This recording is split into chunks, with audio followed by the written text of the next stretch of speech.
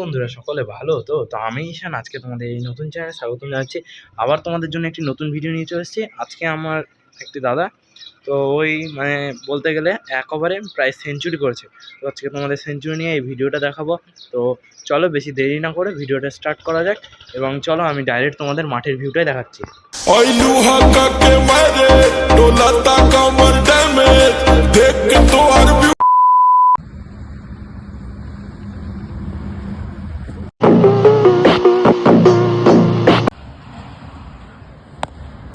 Well done, well done. A few moments later.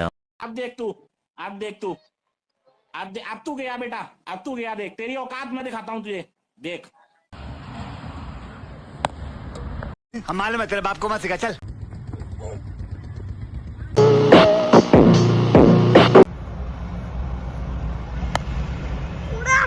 मेरा काम वाला रे बाबा, काम वाला।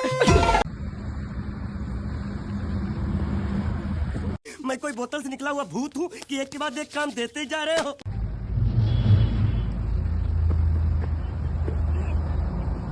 सुनिए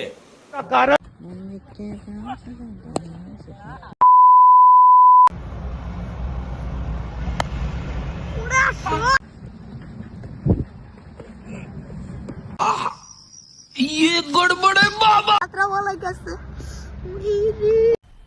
मजा आया।